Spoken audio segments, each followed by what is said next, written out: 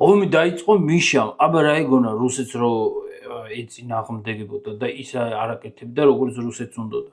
ეს დემონსტრანტები კიდე წყნარად იყვნენ, თორე 15 კილომეტრში უდგას რუსებს ტანკები, რომ შემოიყვანს, მერე ისწავლით ჭკუას. ზელენსკის ბრალია ძმაო ეგომი, აბა რა ნატო მოუნდა და დასავლეთთან შეკვე. რუსეთი მაგის უფლებას მისცემდა დავის ქვეყანაში ისეკეთებინა რაც უნდოდა.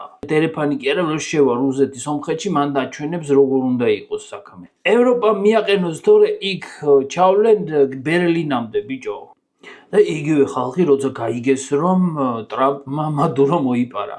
სუვერენიტეტში ჩარევა არის, ეგ უცხო ქვეყნი. ამერიკა შეიჭრა ვენესუელაში. საერთაშორისო სამართალი დაირღვა. ბიჭო, ლავროვის სიტყვებს რო იმეორეთ, ეხლა გაგახსენდათ საერთაშორისო სამართალი და უცხო ქვეყნის სუვერენიტეტი 20 წელია რუსეთით იმუქრებით ყველა მიმართულებით. სირცხვილია, ძმაო, სირცხვილია, ბიჭო, ბოლო-ბოლო. გახდით მორალისტები ხალხი, ვინც მართლა ყველა მხარეს, აი რუსეთი ამას გიზავდა, რუსეთი იმას გიზავდა, ყველას ეშინია რუსეთის და ეხლა გახდით ვაიმე საწყალი მადურო.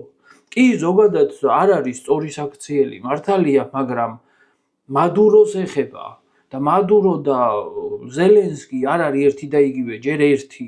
თან ბიჭო როგორ ადრით 3 საათიან მართლა სპეცოპერაციაზე თავი რომ მოუკრა და გაწია და ომს რომელიც სრულმასშტაბიანია და უკვე გრძელდება თითქმის იმდენი ხანი რაც სამამულო ომი.